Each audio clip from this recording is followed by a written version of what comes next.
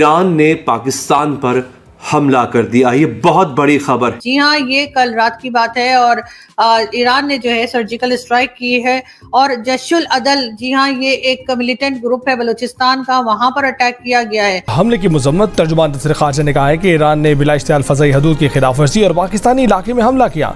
हमले में 2 मासूम बच्चे जाँ बहक और 3 बच्चियां जख्मी हुई। मुझे बहुत अफसोस हुआ कि एक गैर मुल्क ने, एक फॉरेन मुल्क ने पाकिस्तान के ऊपर हमला किया। और मैं आपको ये बता दूं नाजरीन कि हमला मिसाइल अटैक से किया गया है, ड्रोन का इस्तेमाल किया गया है, मिसाइलों से हमला किया गया है और ये ख़तरनाक है। ये बहुत ही संजीदा बात है और ये बहुत ही तकलीफदेह बात है।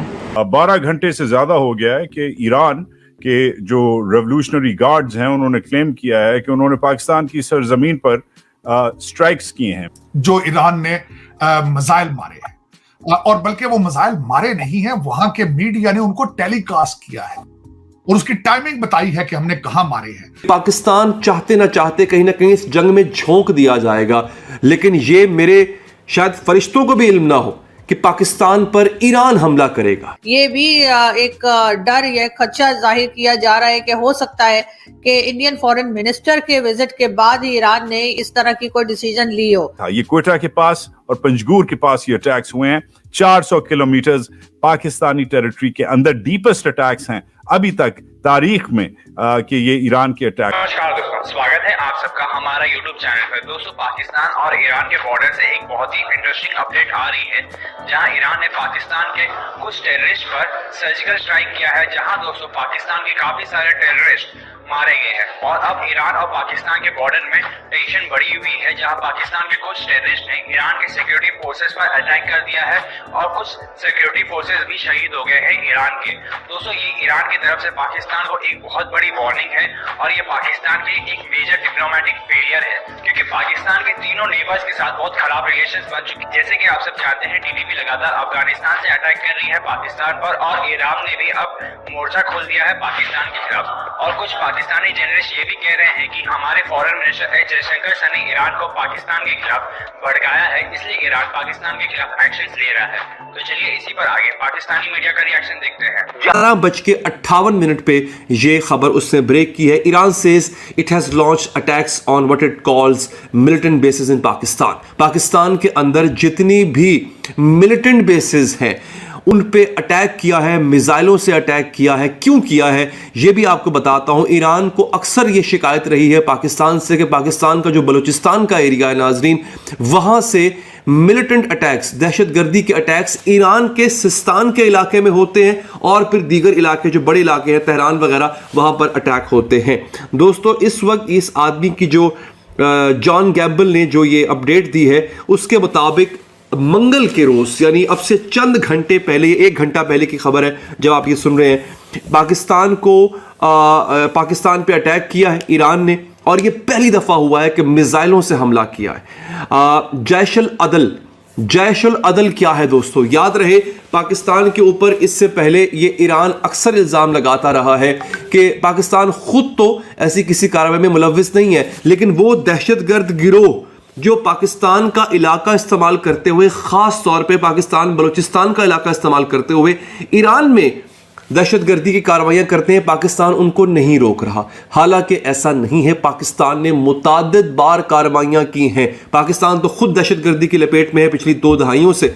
पाकिस्तान ने मुताद्दिद बार ऐसी कार्रवाइयां की हैं जिसमें उन्होंने ईरान को बंदे पकड़ के दिए। इसके बरक्स अगर देखा जाए, मैं छोटी सी एक बात करूं फिर आपको मजीद डिटेल बताऊंगा, आपने मेरे साथ रहना है। इसके बरक्स शायद हम ये भूल जाएं, या बल्कि भूलना नहीं चाहिए, कुलभूषण यादव जो पकड़ा गया था वो ईरान से बलूचिस्तान के अंदर दाखिल होते हुए हमारी फोर्सेस ने पकड़ा था। तो अगर ईरान ये समझता है कि हमारी ज़मीन इस्तेमाल हुई है ईरान के ख़िलाफ़, तो ईरान को ये भूलना नहीं चाहिए कि ईरान की सरजमीन भी इस्तेमाल की है भारत ने पाकिस्तान में दहशतगर्दी करने के लिए। तो पाकिस्तान की भी बहुत शिकायतें हैं। चाहता तो पाकिस्तान भी यही काम कर सकता था, लेकिन अपने ब्रदर मुस्लिम मुल्क के ऊपर कभी पाकिस्तान ने अटैक नहीं किया। ईरान ने जो अटैक किया है ये बहुत बड़ा अटैक है, क्योंकि ईरान को ये समझना चाहिए पाकिस्तान कोई गया गुजरा मुल्क नहीं है। पाकिस्तान की फौज कोई छोटी मोटी फौज नहीं है, दुनिया की 5वीं बड़ी फौज है, 5वीं मजबूत फौज है।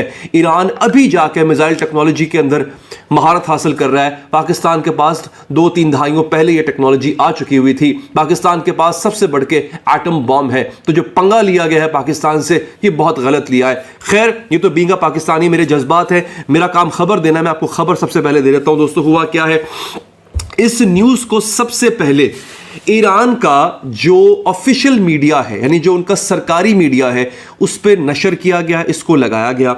एपी न्यूज और रॉयटर्स ये कह रहे हैं कि इसके बाद इस खबर को फौरी तौर पे वहां से हटा लिया गया, थोड़ी देर बाद हटा लिया गया।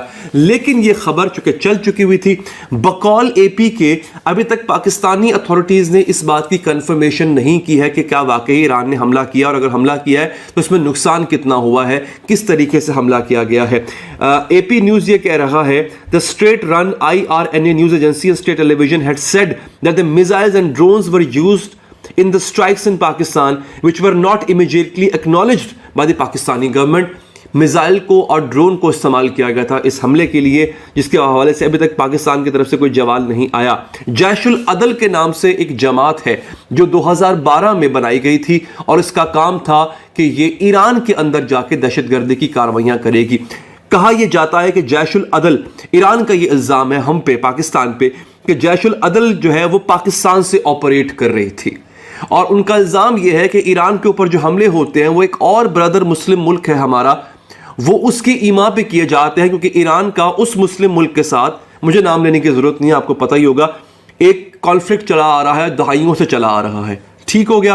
पाकिस्तान पे ये इल्जाम है कि पाकिस्तान अगर इन हमलों को फैसिलिटेट नहीं करता, सहूलतकारी नहीं करता, तो पाकिस्तान रोकता भी नहीं है इन हमलों को। डॉक्टर जयशंकर साहब का ईरान जाना बड़ा बामानी है।